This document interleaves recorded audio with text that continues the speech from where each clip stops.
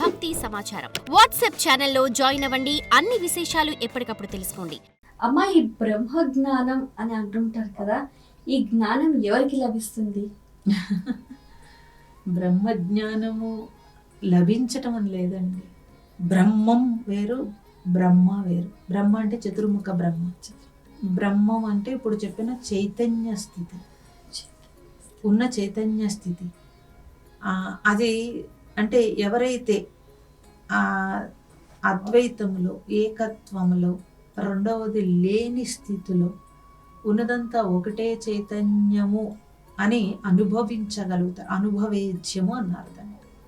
ఎవరైతే అలా అనుభవించగలుగుతారో వాళ్ళు మాత్రమే దాన్ని ఆ స్థితిలో అనుభవించగలుగుతారు, ఆనందించగలుగుతారు. అటువంటి స్థితి రావాలి అని అంటే ఆ ఏకత్వ స్థితి వైపు కంప్లీట్ మనం ఉండగలిగితే తప్పించి రాదండి. అదేమంత ఈజీగా వచ్చేసే స్థితి కాదు. పర్పస్ ఆఫ్ లైఫ్ అంటే జీవిత లక్ష్యాలు తెలుసుకోవాలి, దానికి అనుగుణంగా జీవనాన్ని సాగించాలి అని అంటారు. ఇవి ఎవరి ద్వారా తెలుసుకోవాలి, ఎలా తెలుసుకోవాలి? జీవిత లక్ష్యము ఎవరి జీవితానికి వాళ్ళే చూసుకోవాల్సి ఉంటుంది. అందరికీ ఒకటే లక్ష్యం ఉండదు. వారు జీవించేటప్పుడు వారికి ఉన్న జ్ఞానం, వాళ్ళు సంపాదించిన జ్ఞానం ఏదైతే ఉంటుందో ఆ జ్ఞానం ద్వారా ఆ జీవితాన్ని నడుపుతున్నప్పుడు వాళ్ళకి ఆటోమేటిక్గా, అంటే వాళ్ళు చేసే కార్యాలు దైవ కార్యాలు అయితే తప్పనిసరిగా వాళ్ళ జీవిత లక్ష్యం వాళ్ళకి తెలుస్తుంది. సామాన్యులు స్వార్థంతో జీవిత లక్ష్యం తెలియదండి. డబ్బే జీవిత లక్ష్యం అనుకుంటారు. ఎందుకంటే అది లేకపోతే నేను బ్రతకలేను అనుకుంటారు. కాబట్టి ఎవరైతే వాళ్ళు దైవం వైపు జర్నీ చేస్తారో వాళ్ళు తప్పనిసరిగా లోక కళ్యాణం కోసం జీవించటం జరిగినప్పుడు వాళ్ళ జీవిత లక్ష్యాలు వాళ్ళకి చాలా తొందరగా తెలియబడతాయి. అప్పుడు బలంగా అటువైపు జర్నీ చేస్తారు. వాళ్ళే మహాత్ములు అవుతారు. అలాంటి మహాత్ములు అవ్వాలి అని అంటే తప్పనిసరిగా మానవ జీవితాన్ని సార్థకత వైపు జర్నీ చేయించాలి. చేయించినప్పుడు మాత్రమే అవ్వగలుగుతారు. ఒక జీవితాన్ని ఎలా పరిపూర్ణం చేసుకోవాలి? అసలు ఈ పూర్ణత్వం అంటే ఏమిటి? ఆ పూర్ణ స్థితి ఎలా వస్తుంది? అంటే చాలా వరకు పూర్ణమదః పూర్ణమిదం పూర్ణాత్ అనే పద్యం చదివితే వస్తుంది అనుకుంటారు. అందులో అర్థం తెలియాలి. సంపూర్ణము అని అంటే మనకి అసంతృప్తి ఉండకూడదండి. అంటే ప్రతి దాంట్లోనూ ఆ తృప్తి, ఏ తృప్తి అంటే బాహ్యం ఒకటే కాదు, అంతర తృప్తి ఒకటి ఉంది. అది ఉన్నప్పుడు భయం కానీ బెంగ కానీ ఏమీ ఉండదు. అయితే పూర్ణత్వం, నేను పూర్ణుణ్ణి అవ్వాలి అని అసలు ముందు మనిషి అనుకోవాలి కదా. అనుకుని అటువైపు జర్నీ చేయాలి.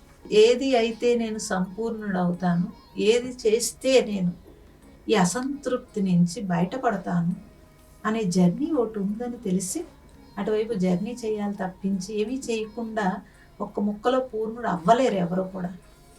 కాబట్టి లోపల ఉన్న అసహనము, అంటే శాంతి లేకపోవడము, అశాంతి, వీటన్నింటినీ ఫస్ట్ దృష్టి పెట్టాల్సింది.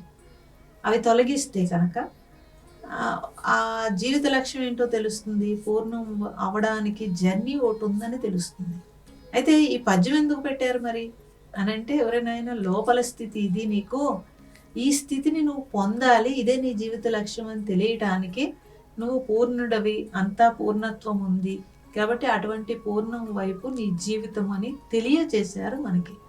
కాబట్టి లోపల ఉన్న అసంతృప్తులు తొలగించి సంపూర్ణముగా నా జీవితము అని ఎవరైతే లక్ష్యం పెట్టుకుంటారో వాళ్ళే పూర్ణుడు అవ్వగలుగుతారు. అటు జర్నీ చేస్తారు. కాబట్టి ఈ పూర్ణత్వం పొందటానికి అంటే ఆ ప్రస్తుత జన్మ సరిపోతుందా, లేకపోతే ఏదైనా సత్కార్యం చెయ్యాలి అని అంటే 2 అడుగులు ముందుకేస్తే 4 అడుగులు వెనక్కి వెళ్తూ ఉంటారు.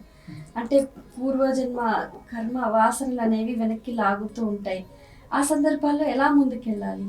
ఇప్పుడు సత్కార్యం చేసేటప్పుడు ఏదైనా ఇబ్బంది వస్తే బాధపడిపోతున్నారు. మన పిల్లలు ఎవరైనా సక్సెస్ అవ్వకపోతే కనుక వాడిని ఎలా సక్సెస్ చేయాలని మనం ఊరికే పరుగులు పెడుతున్నాం కదండి. కదా, ఒక ఉద్యోగం రాలేదనుకోండి ఏం బాధపడలేదు.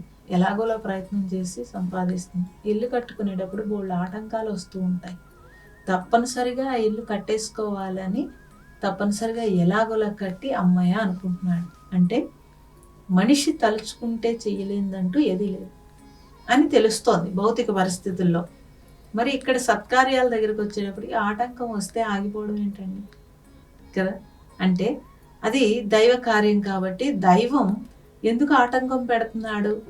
ఆటంకం పెట్టకుండా సవ్యంగా జరిగిపోవాలి కదా అని అనుకుంది. దైవం పరీక్ష పెడుతున్నాడు, నువ్వు నిలబడాలని ఎందుకు అనుకోకూడదు.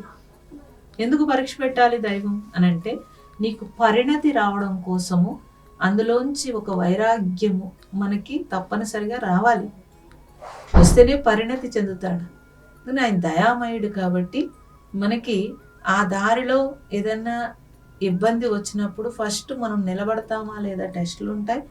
నువ్వు నిలబడిపోతే కనుక దారి సుగమం అయిపోతుంది.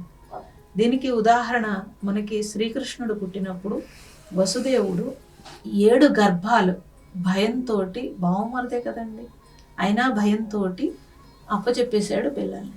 8వ గర్భంలో నిర్ణయించుకున్నాడు. ఏమి నిర్ణయించుకున్నాడు?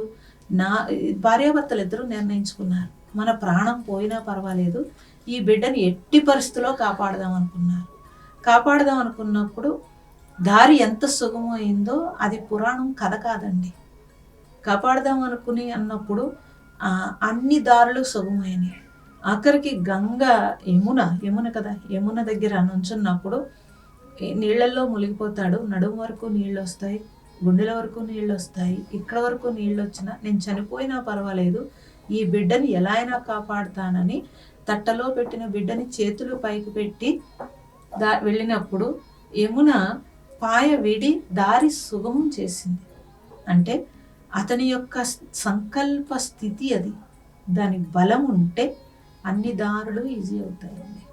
ఎవరికైనా ఇది స్టోరీల కింద చెప్పుకోకూడదు, ఇవన్నీ అవి మన జీవితంలోకి అన్వయించుకోగలగాలి. అన్వయించుకుంటే తప్పనిసరిగా ఏది చెయ్యాలనుకుంటే మనిషికి అంత గట్టి సంకల్పం ఉంటే చెయ్యకుండా ఉండని పనంటూ ఉండదు. ఆ సంకల్ప శక్తి బలంగా ఉండాలి. మా ప్రేక్షకులకు చక్కటి సక్సెస్ మంత్ర మీ మాటల్లో. సక్సెస్కి 2 కావాలండి. ఒకటి ఏకాగ్రత కావాలి. ఫస్ట్ తప్పనిసరిగా ఏకాగ్రత ఉండాలి, సహనం ఉండాలి. మీరు ఎందులో ఏ రంగంలో ఉన్నా ఈ 2 ముఖ్యం. మీరు గమనిస్తే ఎవరు సక్సెస్ అయిన పీపుల్ ఎవరినైనా గమనించండి, అది చిన్న వ్యాపారమా లేకపోతే ఇప్పుడు ఎన్నో షాపులు ఉంటాయండి. ఇక్కడ మనకి సిటీలో చూస్తే కనుక అనేక వ్యాపారంలో ఎంతో కాంపిటీషన్ ఉంటుంది. ఒకచోటే మనం ఒక హోటల్ ఉందనుకోండి, ఒకచోటే మనం వెళ్ళి తింటూ ఉంటాం. లేకపోతే ఒక బట్టల షాప్ ఉందనుకోండి, ఒక చోటకే ఎక్కువ మంది వెళ్తూ ఉంటారు. ఎందుకు వెళుతున్నారు వాళ్ళు? ఇది గమనించాలి. చదువుకున్నప్పుడు లేకపోతే ఇంకో దాంట్లో ఎవరైనా సక్సెస్ అవుతున్నారు అని అంటే వాళ్ళకి కంపల్సరీ 2 ఉంటాయి. ఒకటి ఏకాగ్రత, 2 సహనం, అంటే ఓపిక. ఈ 2 ఉంటే సక్సెస్ రెడీగా ఉంటుంది. మీరు ఆధ్యాత్మికంలో సక్సెస్ అవుతారా, భౌతికంగా సక్సెస్ అవుతారా, ఏది సక్సెస్ అవ్వాలన్నా ఇప్పటి వరకు సక్సెస్ పీపుల్ని చూసుకుంటే ఈ 2 ఆభరణాలు వాళ్ళకు ఉండి సక్సెస్ అయ్యారు అనేది గుర్తుపెట్టుకోవాల్సి ఉంటుంది. అది తెలిస్తే సరే. చాలా సంతోషం అమ్మా, మీ అమూల్యమైన సమయాన్ని కేటాయించి ఎన్నో విషయాలు వివరంగా మా అందరికీ తెలియజేసినందుకు ధన్యవాదాలు. మీకు కూడా ధన్యవాదాలు. ప్రేక్షకులు వీక్షించారు కదండి, ఇది ఇవాళ మన ధర్మ సందేహాలు కార్యక్రమం. స్వస్తి.